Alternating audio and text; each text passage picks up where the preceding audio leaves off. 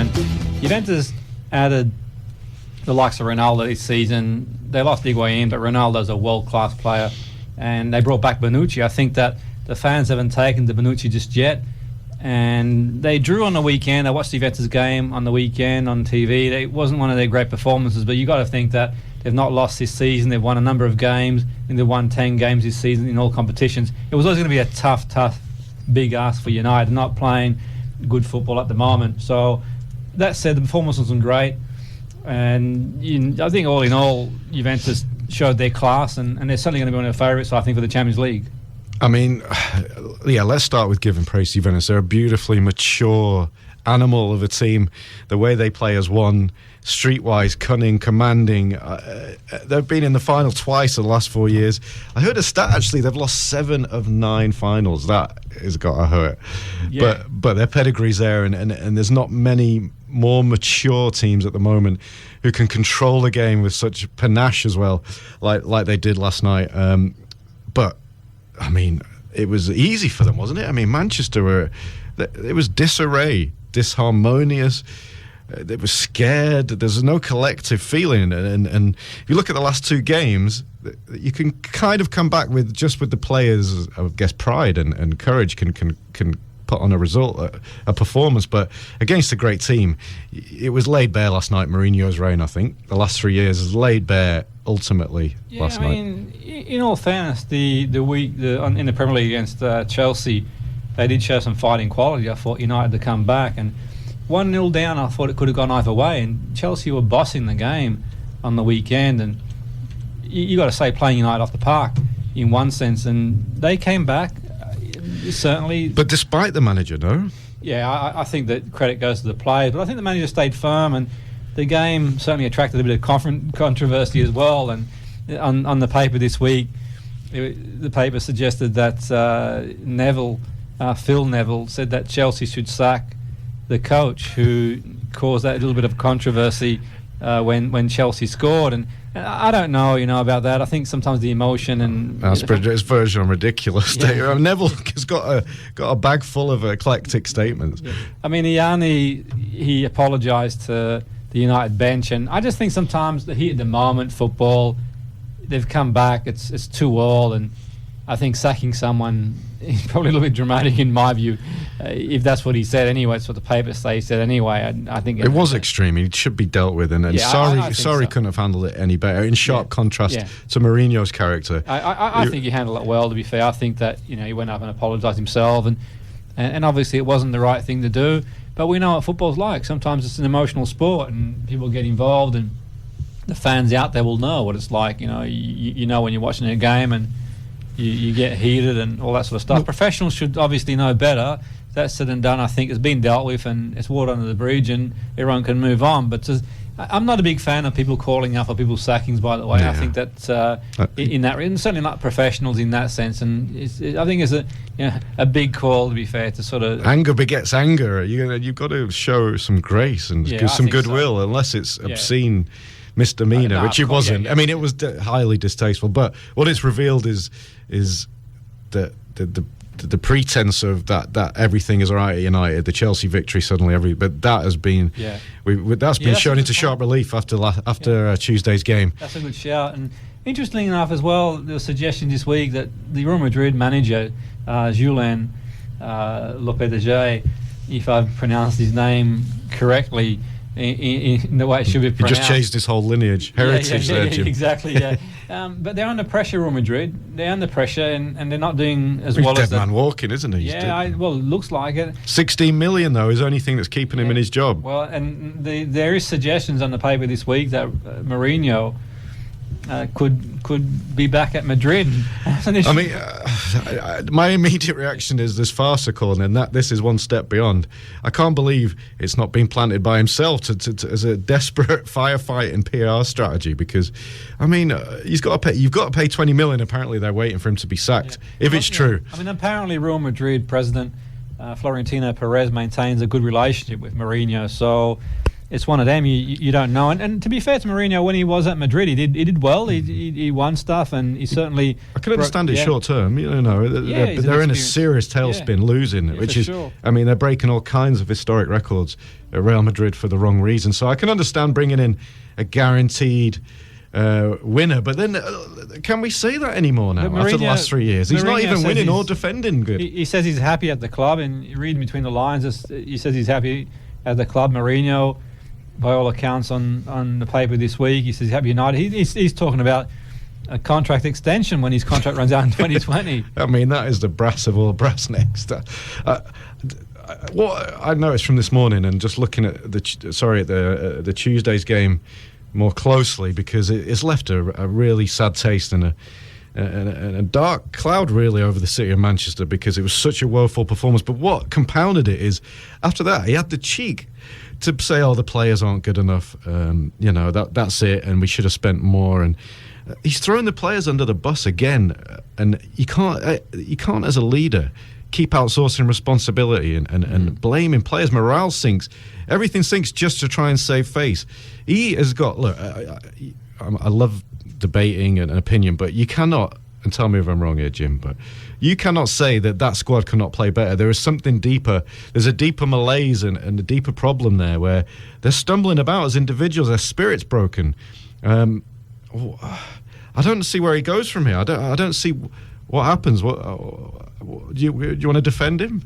No, I mean, the only thing I would say with Mourinho is his record speaks for itself. I mean, he's been there, but you can't dine on yesterday as well. I'm perfectly aware of that. That okay, what he's won in the past is the past. United is a huge club, a lot of tradition. United, you don't go to United with the expectations of cruising along. The expectation of the win stuff. United's a big club. They're one of the biggest clubs in the world, and I'm sure you went there to United with those expectations. But all that said and done, I think that at the moment, I sort of persist with him. I think that I'm sure he can turn it around. Maybe the transfer window, bring in one or two players and freshen things up and sort of go from there. And I just think that chopping and changing, no stability, you bring someone else in and it's like a merry-go-round really. But I really think that in the January window they can bring in a couple of players to freshen things up if they can and see what happens from there. Why is it all right for Madrid to chop and change? They're going to get rid of a manager brutally within a few weeks of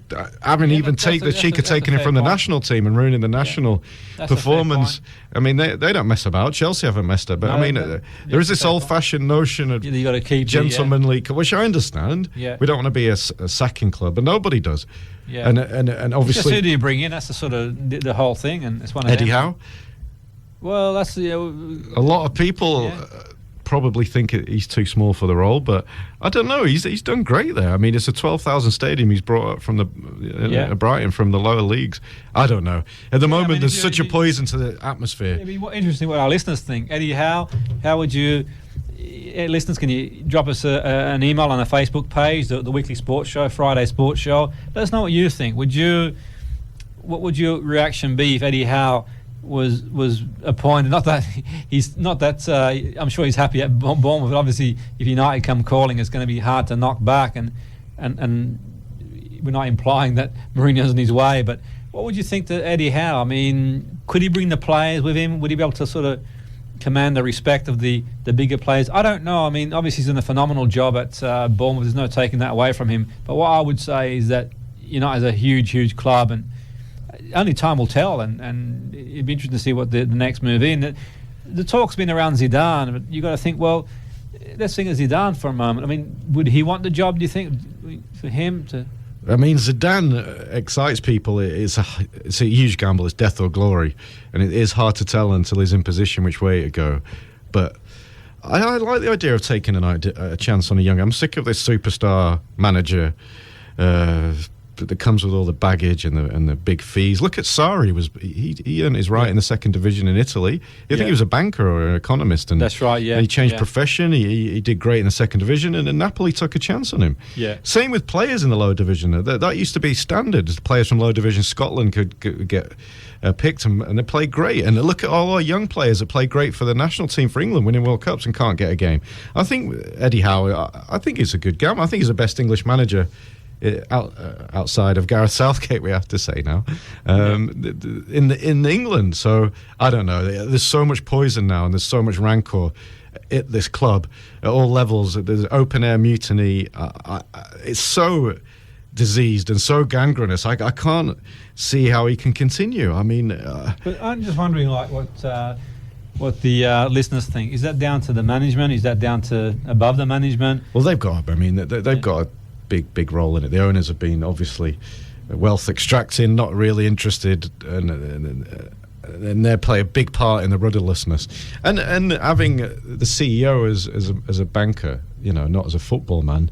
It doesn't matter how many noodle contracts you get. They can't run a club patently. Ferguson did it all for them, ran the whole club for 7 years. They didn't have to worry about it, but we've seen very evidently the last 5 years the state of them and the state of the club. It's all not good. Yeah, and I think on top of that... They're not going anywhere, though. That's the difference. Yeah, and I think that on top of that, we've got City hitting form again and playing some great football. That's sort of rubbing salt into the wounds for the United fans at City. They're playing some tremendous stuff, all in all, and they're purring. And when you're purring and just adding that one little tweak, I think so for sure. And then you've got the likes of Liverpool as well, who they're playing some good football too, and they're likely to be there and thereabouts this season. So I think with that as well, I think that almost adds salt to the United wounds in that sense. But look, Mourinho's always brought disharmony, but it was levelled that he's a winner and he can organise a defence. Now he's lost both of those things, so you're just left with the misery. I mean, I can't see an argument for him staying.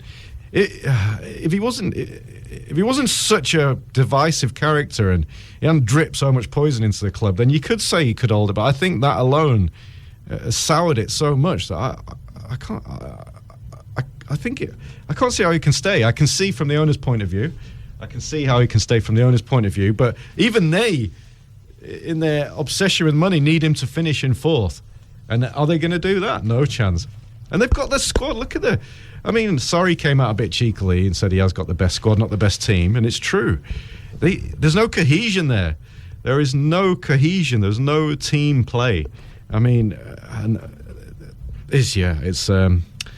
I can't. It's untenable. I can't see a way forward here, and I'm glad that in a way Juve has pulled the curtain back of the last two performances in this general state of the club.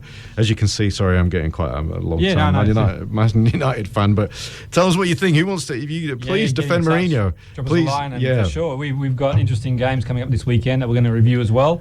Before we review the games and get back to football again, just let's sort of turn our attentions a bit to some other sports, and we saw a game last week, the American football game, where the Tennessee Titans were beaten by the Los Angeles Chargers 2019 at Wembley.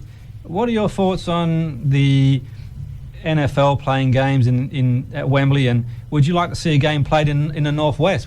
How would you feel if they played an American football game at Old Trafford or the City Etihad Stadium or somewhere in the Northwest? What would your thoughts be on that? So do email us to let us know what your thoughts are, or send us a message on Facebook. What do you think, Clifford, the American football? It's an interesting one. To a lot of people, it's a foreign land, isn't it? It's an alien game, gridiron. But one of the most fascinating games because it pauses and there is real strategy, like warfare, of how to conduct plays, and it's a very compelling game. Like anything, it's hard to get into it because the rules are quite dense. I'm sure like anyone watching cricket from the other end of the English telescope. But there's a big push for coming into England. I think the Jacksonville Jaguars and the owner, Mr. Khan, who wanted to buy Wembley for that reason, was to increase the push of the NFL into England. But I'd love anything to come up north from the London-centric world. And yeah, NFL also there's some great teams in England as well, and so yeah, I would recommend it. Where's it being screened now? The BBC One have a great show after match of the day for NFL Roundup. That's well worth a look if you want to try and ease yourself into the game. It's a great show that, so I'd recommend that. I mean, it sort of leaves us to the other debate. What about taking competitive game? Premiership games. The 39th game. Yeah. It caused a lot of controversy, didn't it, when it came out? Yeah, no, for sure. I think it would too. And what are your thoughts, Clifford? Do you think that they should take a game out, the competitive game out there? I mean, obviously the friendly games they play out there, the tournaments they play out there, those sort of tournaments they organise in the pre-season, get some big numbers, but obviously they're not competitive in the sense of league game. Do you think it's sort of... I'm torn, and this reminds me also in the press this week of the situation of professional rugby in this country, and the leaders stating it will be a 35-match league, and that which is going to preclude some of the English players maybe playing for the Lions, and just the argument of you looking at players as machines for profit. That's what's at the heart of this, isn't it? And the rugby players are already there's going to be a lot of protest because now they've extended the season, and this is what is going to happen with football. It's already a lot. I mean, England have look at we started August the 8th, and the season suffered for that, especially after the World Cup. So I'm not for it. I mean, with media now, anywhere, any corner of the world you go, you can see an English football game, the EFL, the Premier League. So I'm not for. I'm going to say no on this one. I think it's too greedy. It's too indulgent. And you should see what the listeners think. They can drop us a line on the. You're on Facebook. Twitter, Salford City Radio, Sports Friday. Yeah, I've got to agree with you there, Clifford. I think for me, that's what makes it special. Really, I think that there's also a mystique for the fans that come to the UK and catch a game as well. And you're sort of coming over from Southeast Asia, Australia, America, or other parts of Europe.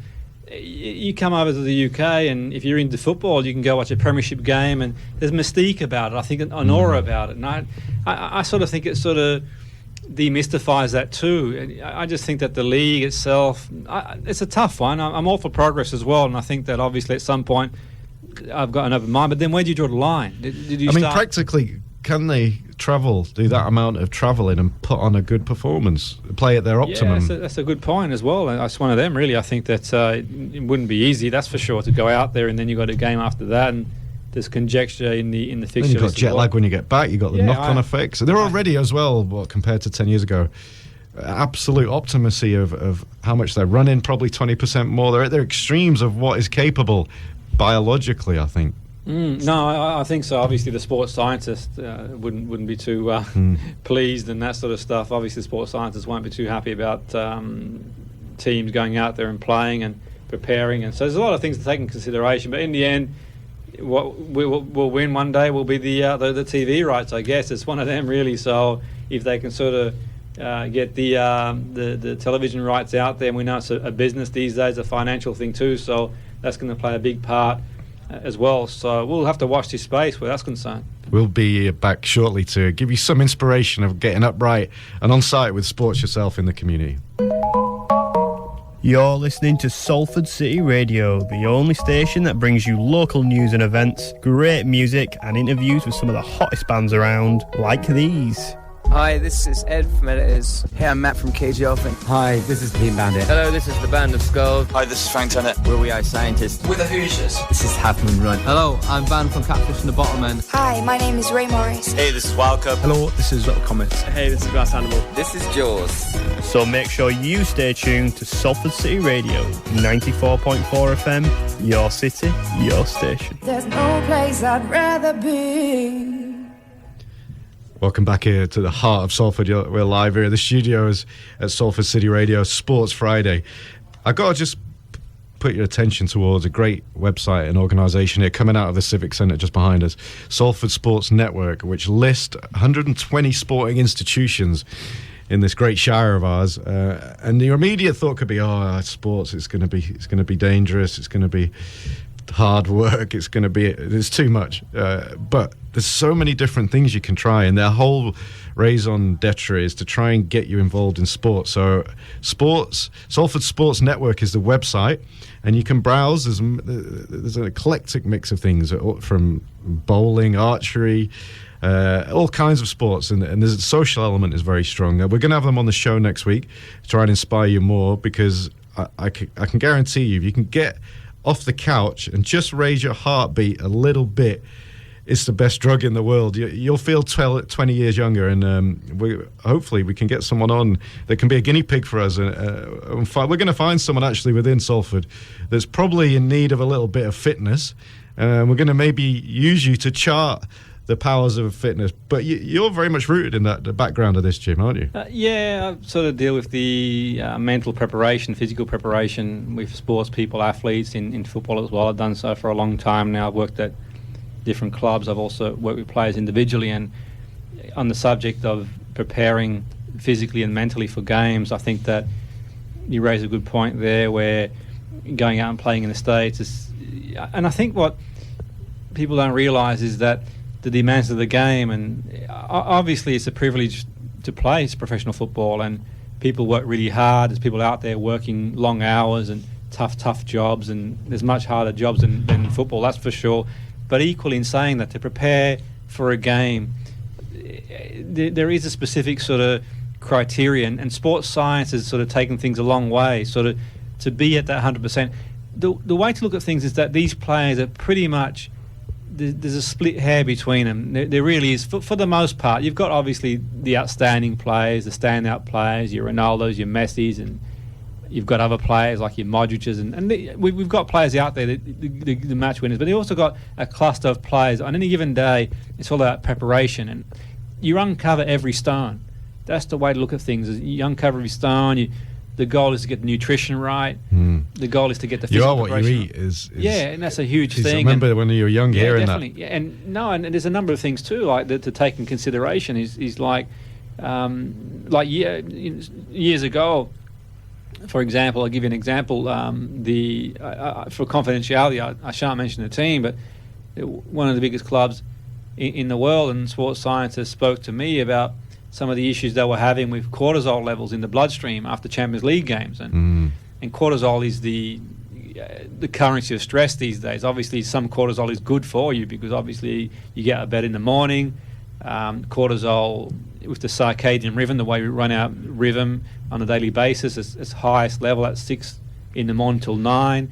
And what was its original use? Is it for flight, in danger? Yeah, precisely. So for the response, and cortisol is its lowest level at about 9 to 12 o'clock in the evening. It sort of goes down to a lower level, and it peaks up with the sun coming up. And the idea behind cortisol, giving a simple explanation, it's like, okay, if you're being chased by, in years gone by, if you're being chased by a saber-toothed tiger, you need to do a reaction. So in one sense it's good because it increases neuroplasticity and sort of gets you going. But on the other hand as well, once you have a reaction, a stress reaction, the heart rate goes up, the blood pressure goes up, and so on and so forth, you have a release of cortisol. In high levels of cortisol, it isn't good. And you can do your own research and read along the lines, and long periods of cortisol correlate to people picking up like flus and colds, because obviously the body's dealing with stress, see? And also brain cells, it's not good for that as well. So from a performance point of view, it's not good. But you can imagine that the body, from a circadian rhythm point of view, at 9 o'clock is used to settling down. By 9 o'clock in the evening, you're sort of settled down, you've got your slippers on and relaxing. And if you're out there and you've got, on one hand, the physical response to cortisol, because obviously the physical is going to increase it, but also you've got the appraisal of the huge game and what's going through your mind. So they're the sort of things that a sports scientist would look into stuff that the preparation for a game on a weekly basis, where how can I get my players 100% on it mentally and physically, and every inch matters. Every millimetre you can take is key, and that's sort of from nutrition to mental prep to hydration. And I was reading a research study one time that 1% dehydration can impact performance by 20%. So, and the way they do those research studies obviously are controlled, and it might have been someone running a distance and seeing the correlation between dehydration. So these are little margins, small margins over a season. Would this all be diagnosed now by professional clubs? Or they can? I mean, most clubs have got now, or pretty much every club these days in professional league, from the Premier League right through to League Two, even probably the conference teams now underneath that, sports scientists. And these guys, they're worth their weight in gold. And they've got things like the red zone. That's why the rotation system was very heavily influenced by sports science, because players then become susceptible to injury once they sort of muscle fatigue. And the demands in the game, the demands of a professional football game correlate to running a marathon, in the sense that the game of football is intermittent, sprinting, short, sharp, but the depletion in glycogen, energy stores, are very similar to marathons. You start depleting the energy, and the issues you've got injuries and stuff like that. So sometimes the rotations, people say, why does he need a rest for? Or why does she need a rest for? It's a game of football. Well, it's not so much about the rest, it's also, and you've got players that don't want to rest. I don't think I've not met a player in all the years I've been working in sport that they want to play, but the issue is with them is that you want to protect your interest. You want them to play on all firing cylinders, but also the injury. Once you start getting up that sort of that red zone type thing, there's issues with niggles, and the sport has come a long way. It really has, since the sort of back in the day where you have your steak and chips at lunchtime, and things are so well controlled, and there's not just physical preparation, there's also mental preparation too, which I'll sort of mention shortly as well. But no, it's huge changes, and from the mental side, there's so many. What about that one area you can't define so easily? Because it's astonishing what we've come to understand in a biological sense. But what about the players of 30 years ago that would argue there's mind over matter? Yeah. I mean, there is a point for that, and for sure, I think that the game's changed a lot. I think the game is hugely different to what it was. What do you mean the physical demands have gone I think through so. The roof? game's just completely changed, and I think that's hard to compare eras, and I think that, obviously that's undermining the players then, and it was what it was, but the game is changed. You look at the demands of the game and how much distance they cover these days, and all the different things that sort of materialise. You've got software programs now that tell you how much you've run. Training gets analysed. You can see the levels they're training in. The game sort of technology sort of lended itself to sophisticate the training methods and protocols, and I think it's a huge thing. And I would go as far to say that now which is a shame to a certain extent, but it's becoming more athlete first and footballer second. It really is going that way, and I think that the criteria of recruitment now is probably more influenced on athleticism rather than football, and that's a shame, because more and more players who, if they got that football IQ, those football brains, they're not making it through. And I've got one for the listeners and one for you, Clifford, to think about. This is a hypothetical question, by the way. Would the likes of a Modric, a Messi, make it through the system in the UK? Would he have been picked up? I mean, we look at their structure, their physique. Well, I know traditionally England was very much about power, and if you were small, you would not make it. But I think Spain have changed all that. And it doesn't. And Man United are a great example of that. We've got this big hulking team now with no seeming finesse, and they just get run rings now. Well, and the way the protection of the players have evolved as well. That's I think the demands of the game's influenced that for sure. But we look at Scholes and in years gone by, and from a physical stature point asthmatic as well. Precisely, and I think for me that I would say, in my opinion anyway, the technical element of the game. Recruiting players on the technical element of the game, there's a big emphasis now more on the physical element, how fast they can run and height, jump, and some things defy any logic, in the sense that you got some players that, you got on one hand your classical athlete, a Ronaldo, who is obviously a great footballer as well. Perfect physique, 6'2", yeah, exactly. Mid-build, halfway between stealth and power. Exactly, but then you take the likes of, say, a Modric, who he is slight, isn't he, on the eye? Precisely. You can imagine him as a teenager turning up for training, and imagine if he turns up at a club that's looking from the physical criteria. And here you got one of the best. You wouldn't have made it under Mourinho. Well, yeah, it's debatable, but I take your point for sure. The players he tends to recruit are big and strong, but the point being is that I think for me that gets overlooked, and in my opinion anyway. And you look at, say, a Messi, for example, who. You can imagine him as a teenager too. He turns up on your doorstep to play football. You'd think a lot of coaches are going to look at that and think, you know what, immediately make that physical judgment. And you got one of the greatest footballers of all time, if not the greatest. I wonder how other clubs would have handled him, especially with the growth hormones that were required. Well, it was a very special case. Maybe Barcelona was the only true home for him. For sure. There is a problem with physicality coming into sports. I mean, this week with Wade, great English player, had a couple of caps in rugby for the English team. He's just moved to the NFL, and a big part of that apparently is because he's not big. Apparently, he's just not got the physique. Forget his skill set. He hasn't had the physique to be picked for England, and everybody wants a big player now in the backs. You've got to be big in the backs, like Brad Barrett getting a lot of games, and that apparently is. And they're all the same size now, forwards, backs. And sure. First and foremost, you've got to be an athlete. I think that's true in any game now, isn't it? I think so. And sort of going back to your point before about some of the old school players making comment, I think that from mind over matter, the players these days are very well psychologically prepared. For me, I think it's one thing sort of that mind over matter, but psychologically the players these days are very well prepared. Most clubs have got psychologists as well, and they help the players prepare for the game. And I think immediately when people think sports psychology, they think straight away the pathological psychologist, the clinical psychologist outside the world of sport that deals with obviously other issues. Yeah, like the Freudian. The psychoanalyst for sure. But the point being is that your mind plays a huge part on your performance. And mind is everything, even if you've got the best physique. It's huge. It's huge. It really is. And I think for me, how can a psychologist help a player? Well, there's no end how they can help a player. From a psychological point of view, players, first and foremost, are human beings like all of us, and they go through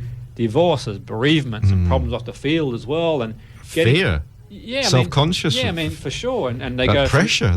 And confidence is a huge issue too. And we see a player who's confident scoring 30 goals a season, then the following season they lose their confidence, they can't hit a barn door, so to speak. This must be the promised land of metrics and measurements. And you've coached, have you? You've done sports psychology. Yeah, I studied psychology to a point. I've studied many modalities in the field of behaviour over many years, and I've studied hypnotherapy, NLP, CBT. I've studied elements of neuroscience. So I've been around. You're a one-stop source of inspiration. Well, I've been around in that field for a long time, and so on and so forth. And but carry on this point. It's interesting because you're right. When people say psychologist, the general person's going to think, oh, you're going to ask him how his childhood was, and how you're going to. And it's all bunkum, especially 20 years ago. Yeah. So what's different about sports psychology? How do you get into someone's head in a positive way? I think psychologists, they play an integral part, not just in sport, in society as well. Obviously,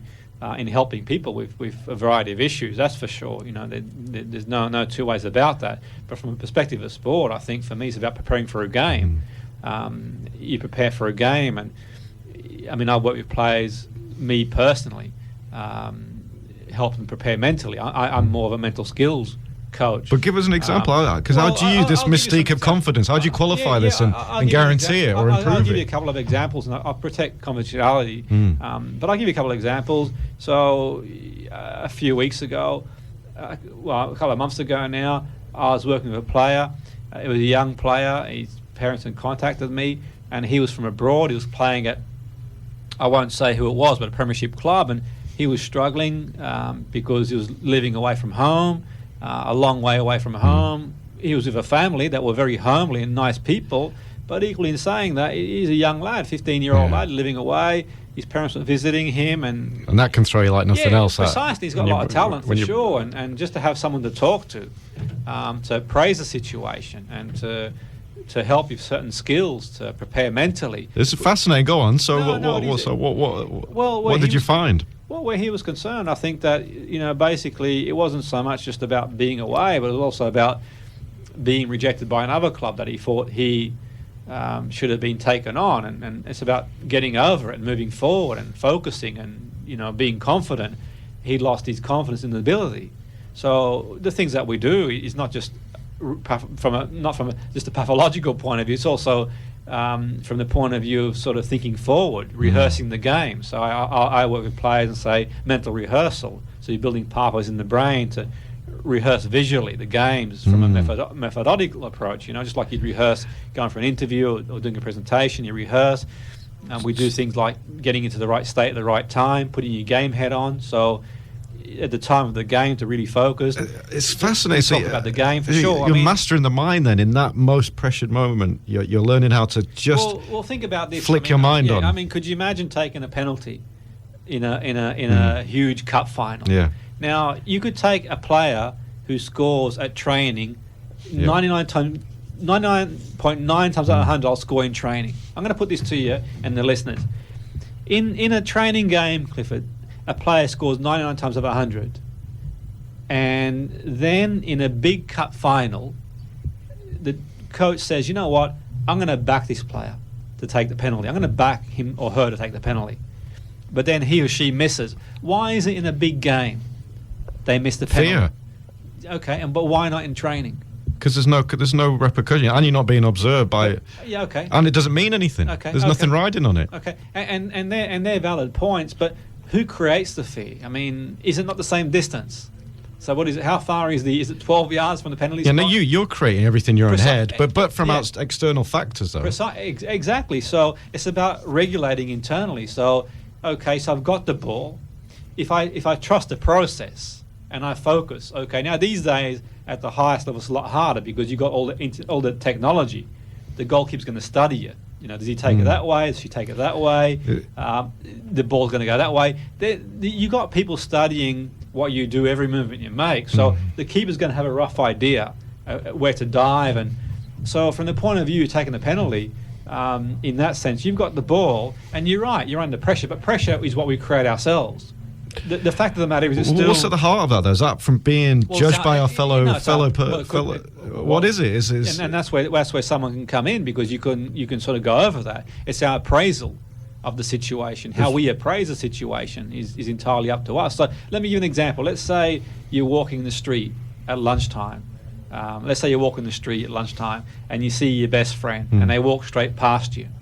And you think they've ignored you. And say the week before you had a bit of a fallout and they walk straight. I mean, what's the immediate thoughts? Which must happen a lot of this to people. Well, just generally it's low-level assumptions. Yeah, I mean, precisely, exactly. So you're probably going to think, oh, they're ignoring me, they're not my friend no what have more. I done wrong? Your first thing is, what have I done wrong, and maybe? That impacts your behaviour, doesn't it? Yeah. And then you're right, you feel yeah. emotionally you feel sad. Yeah, and you'll go through a whole sequence of emotions and rationale. Precisely, and then you have a physical reaction, and it's like a cascade of events. So for me personally, it's like, okay, then you talk to someone, a mental skills coach, and think, okay, what else could it have been? What else could it have been? Well, they may have seen you, but you can't control that. But they may not have seen you. They didn't see you, then you feel different. If you have the realization that the person didn't see you, you might think, you know what, I'll send them a text. Are you okay? How's things? The whole thing changes. So from the point of view of sport, it's about sort of focusing on the process for the penalty. To block out as much as one can do the outside world and think, okay. It is blocking out the outside. I think that's it in a nutshell. Because in the bedroom, you're your best dancer. In the shower, you're the best singer. But when you've got eyes on you, and when your fellow species is observing you, that's when you get self-conscious. All the things that come on board. So it's learning a set of mental techniques that, say they're akin to Johnny Wilkinson's physical routine. Before he kicked the ball, he became famous for that same. That's a great point. Is that a physical kind of representation of what you're doing mentally? A great point there, and I don't know. To trigger that rehearsed pathway in your head. I don't know Johnny Wilkinson personally, but I've obviously watched him play on TV. But I've done the same thing with players, what we call setting a cue or an anchor. In rugby and other sports too, in football, when taking a free kick. And you'll see, there's been a few clips on YouTube of me working with certain players, and before they take a free kick, they might do like a tap of the foot on the floor to cue themselves, to put their game head on, to associate an emotion to an action. Okay, that's maybe the nub of it. Yeah, it's a sort of linking the stimulus with the action. Yeah, and to open a rehearsed, definite corridor of thoughts in your head. The process. So before you take a free kick, you might tap your foot on the floor. The tap on the foot on the floor is linked to an emotion, a stimulus, and then of confidence, of the best state you can be in to take the free kick. Then you go into the zone. And you'll see a lot of players do it. Before they'll have a pattern. You see tennis players might bounce the ball twice, whatever. So Nadal's a good example of that. I mean, to a point, it sort of stems from if we sort of go back in time, in 1902, when you got the Pavlov dog experiments, where you got the stimulus, the food, the dog salivates, and then they ring the bell, and then the dog won't salivate just to ringing the bell. The dog will eventually salivate to the ringing the bell when the two are linked together. Then beyond that, you had Watson Rayner, who did experiments on classical conditioning. Then you had operant conditioning, Frank Skinner and all these rats and so on. So over a period of time, we've seen this sort of behaviourist, the way the environment affects behaviour. And that's sort of to a point, and obviously because of time, we don't have, we sort of coming towards the end, but something we can touch on in the future. Lends itself well. It's a fascinating area. It's setting a cue, Yeah. So you set a cue. So it's the final frontier of the unknown in the brain as well. It's a map in this modern day. And in people like yourself who experienced on radio, you'll sort of find a way to get in the zone. You're on radio. You are on that zone. You're there, and that's the big thing for me. And obviously, there's many other things that someone in the field of sports, psych or mental skills will do. To help the players, and sometimes for me, when I used to work in professional sport, I'd just be on the training ground. I'll be there, and some players will say to me, "You do all that sort of mental skill stuff, don't you?" And they didn't realise it was sort of going on. So, for sure, something we can definitely pick up on. I think it's amazing that you can manufacture this this performance, because 20 years ago it just been man up, oh, he's a man, he can handle the pressure. Yeah. Whereas now, through somewhat walking through the brain and starting to understand it, you can maybe engineer more people to get to that level, and it's a fast